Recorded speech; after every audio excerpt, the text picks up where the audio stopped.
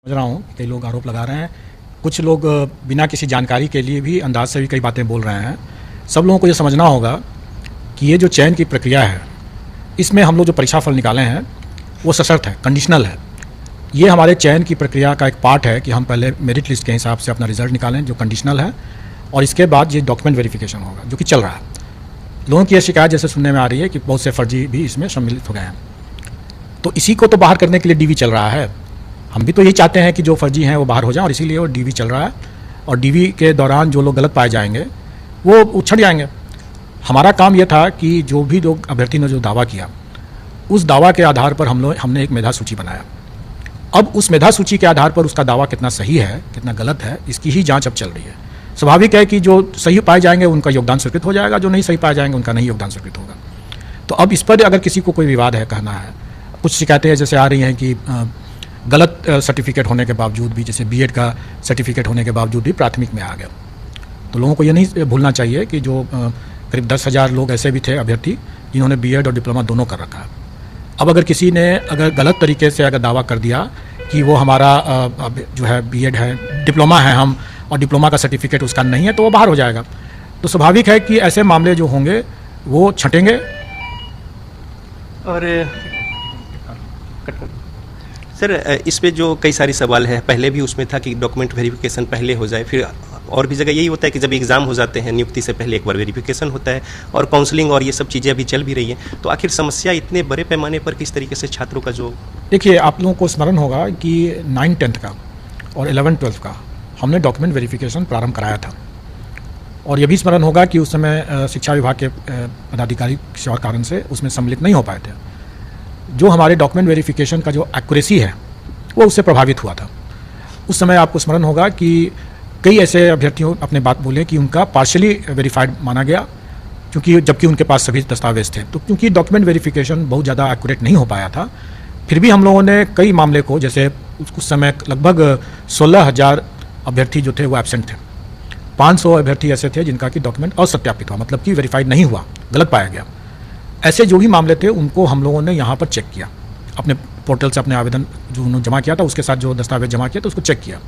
उसमें से हम लोगों ने पाया कि कई ऐसे मामले हैं जो कि वाकई में गलत हैं, उनको छांट दिया। जैसे हम लोगों ने बड़ी संख्या में लोगों को यहाँ से छांटा भी है। पार्शियली वेरीफाइड में भी हम लोगों ने देखा कि कुछ मामले ऐसे हैं जो कि वाकई में जेन्युइन है या उनको बेनिफिट ऑफ डाउट दिया जा सकता है। ऐसी परिस्थिति में चूँकि इतने बड़े पैमाने पर हो रहा है सब कुछ, इसलिए हम लोग डायरेक्टली डॉक्यूमेंट वेरिफिकेशन नहीं कर सकते हैं। हम लोगों को कहीं ना कहीं सरकार के पदाधिकारियों और शिक्षा विभाग के पदाधिकारियों की मदद लेकर के ही इसको संभव हो सकता है, जो कि हम लोग कर रहे हैं। हम लोगों ने मेरिट लिस्ट के हिसाब से जो जो लोग सफल हुए उनका हम लोगों ने सशर्त रिजल्ट दिया। डॉक्यूमेंट वेरिफिकेशन में जो भी गलत पाए जाएंगे वो हट जाएंगे। हम लोगों ने तो ये भी कर रखा है कि भाई जो डॉक्यूमेंट वेरिफिकेशन में अगर गलत पाए जाते हैं और अगर वो कदाचार की श्रेणी में आता है, मैं आपको उदाहरण दे सकता हूँ। जैसे अगर कोई दिव्यांग अभ्यर्थी अगर दिव्यांगता के आधार पर उसने परीक्षा दिया है और कल को अगर वो इसमें डॉक्यूमेंट वेरिफिकेशन में पाया जाता है कि वो दिव्यांग नहीं है, तो अगर वो अपने मेरिट पर भी अगर वो आ जाते हैं तब भी हम उसको कदाचार की श्रेणी में मानेंगे। क्यों? और इसका हमने अपने उल्लेख नोटिस में भी कर रखा है।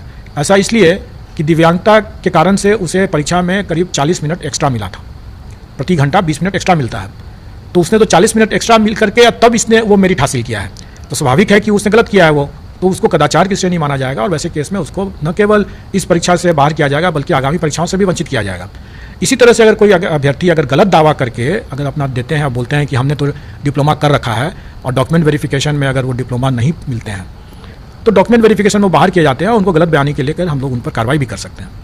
उसी तरीके से अगर किसी ने अगर अपना STET का सर्टिफिकेट दिया है कि 2019 का, और वो बिहार के बाहर के निवासी हैं, तो अब ये कहना कि चूँकि वो बिहार के बाहर के हैं इसलिए उनका STET का वो सर्टिफिकेट गलत हो गया, तो ये तो अनुसंधान का विषय है। अभी मैंने कुछ लोगों से बात करते हुए हम लोगों ने पूछा उससे, अभी कुछ शिकायत लेकर आए थे, तो हमने पूछा भी कि जो जिसकी बारे में आप चर्चा कर रहे हैं, क्या 2019 में ये लिखा हुआ था कि बिहार के स्थायी निवासी होंगे कि बिहार के निवासी होना आवश्यक था? उसने देख करके विज्ञापन देख के बताया कि नहीं, बिहार का निवासी होना पर्याप्त था। तो बिहार के स्थायी निवासी और बिहार का निवासी दोनों में बहुत अंतर होता है। जो व्यक्ति 2019 के STET की परीक्षा दिया, संभव है कि वो उस समय बिहार का निवासी रहा हो और आज बिहार का निवासी नहीं है। अगर उसको बिहार के निवासी के आधार पर आज चूँकि वो नहीं है, ये मानते हुए कि उस समय भी नहीं था, अगर उसको बाहर कर दिया जाए तो ये उसके लिए नाइंसाफ़ी हो जाएगी। उसका सही तरीका यह है कि आज की तारीख पर उसको स्वीकृत करते हुए, मान्य करते हुए फर्दर उस पर इन्वेस्टिगेशन हो, अनुसंधान हो, जांच किया जाए कि वाकई में वो उस समय बिहार का निवासी था क्या नहीं था। और जब वो जांच का जो आएगा रिजल्ट, उसके आधार पर उसका अगर पाया जाए कदाचारी निकला तो उसकी एसटीईटी की परीक्षा वो बाधित हो जाएगी, उसका परीक्षाफल प्रभावित होगा तो उस समय बाहर हो जाएगा वो। लेकिन आज की तारीख पर उसके पास में अगर जायज़ एसटीईटी का प्रमाण पत्र है तो सिर्फ आशंका के आधार पर उसको बाहर नहीं किया जा सकता। तो जो काउंसलिंग हो रही है डिस्ट्रिक्ट्स में, तो ये उम्मीद कुछ बच्चे रख सकते हैं कि जो अगर वहाँ पे कुछ गलत होता है तो जो वेटिंग लिस्ट के जो लोग हैं उनको चांस मिल सकता है? बिल्कुल, हम लोगों का हमेशा से ये प्रयास रहा और ये पूर्व की परिपाटी भी रही है कि जब भी हम डॉक्यूमेंट वेरिफिकेशन करके सरकार को लिस्ट देते हैं, क्योंकि उन सब मामलों में हम लोग सीधे अपना डॉक्यूमेंट वेरिफिकेशन कर लेते हैं, छोटी संख्या रहती है, इसमें चूंकि बड़ी संख्या है इसलिए डॉक्यूमेंट वेरिफिकेशन अब सरकार के स्तर से वहाँ पर हो रहा है। तो जब भी कोई सरकार के समक्ष जब जाता है मामला योगदान के समय और पाया जाता है कि वो गलत है तो सरकार हमारे पास वापस भेजती है और हम लोग उस पर पूरक अपना सप्लीमेंट्री रिजल्ट देते हैं और वो हम लोग इस मामले में भी देंगे। अभी हमारी शिक्षा विभाग के साथ वार्तालाप हो चुका है, उनका पत्र भी आ चुका है और हम लोग इस बारे में बहुत स्पष्ट हैं कि जो भी इसमें वैकेंसी क्रिएट होगा डॉक्यूमेंट वेरिफिकेशन के कारण से भी, जो ड्रॉप आउट्स होंगे या जो एक से अधिक जिनका परीक्षा फल मिला हुआ है उसमें भी जो कोई एक ही नौकरी करेंगे, तो जो भी वैकेंसी बचेगा वो सारी वैकेंसियों को जोड़ करके हम लोग उसका सप्लीमेंट्री रिजल्ट देंगे। और मैं यहाँ पर इस बात को भी और स्पष्ट कर देना चाहूँगा कि मान लेंगे सप्लीमेंट्री रिजल्ट हम लोग देते हैं 5-6 हज़ार 7 हज़ार जितने लोग निकलता है उतना देते हैं तो उनका भी इसी प्रक्रिया के तहत डीवी होगा, डॉक्यूमेंट वेरिफिकेशन होगा और अगर उसमें भी अगर फिर से कोई अगर गलत पाए जाएंगे तो छटेंगे और छटने के बाद जो मान लीजिए 400-500 फिर से वैकेंसी क्रिएट होगा तो हम फिर से सप्लीमेंट्री निकालेंगे। कहने का मतलब यह है कि ये प्रक्रिया सतत चलेगा जब तक कि हमें सही तरीके से डॉक्यूमेंट वेरिफिकेशन के बाद सही तरीके से सही लोग जब तक योगदान पूरा नहीं कर लेते हैं तब तक हम लोग सप्लीमेंट्री रिजल्ट निकाल करके उसको भरेंगे।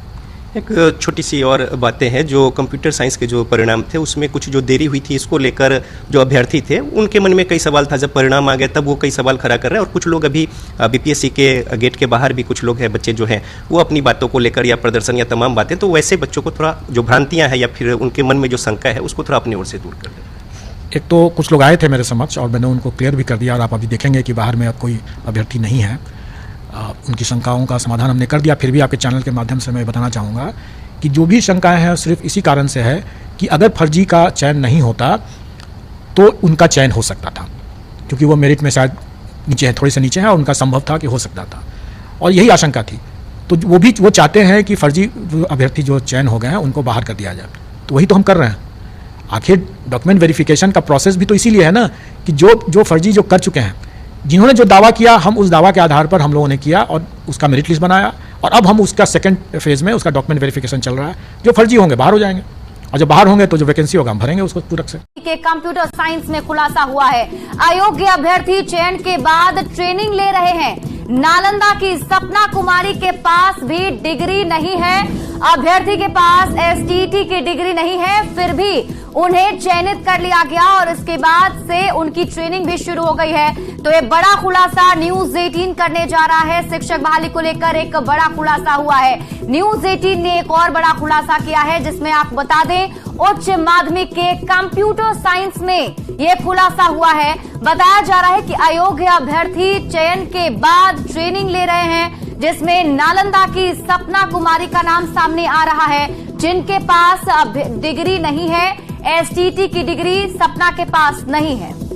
रजनीश हमारे सहयोगी अधिक जानकारी के साथ जुड़े हुए। रजनीश, क्या है पूरी खबर? देखिए शिप्रा, लगातार जो है काउंसलिंग चल रही थी और आज आखिरी तारीख है काउंसलिंग की। इस बीच जो कागजात न्यूज 18 के हाथ लगी है, कुल मिलाकर ये कहें सपना कुमारी जो नालंदा की रहने वाले अभ्यर्थी हैं और इनका फाइनल सिलेक्शन हो गया और मोतिहारी में इन्होंने डीवी यानी डॉक्यूमेंट्स वेरिफिकेशन भी करा लिया, जहां पर इनका अंतिम रूप से चयन हो गया और वहां से फिर ट्रेनिंग सेंटर भी भेज दिया गया जहां पर ये ट्रेनिंग कर रही है।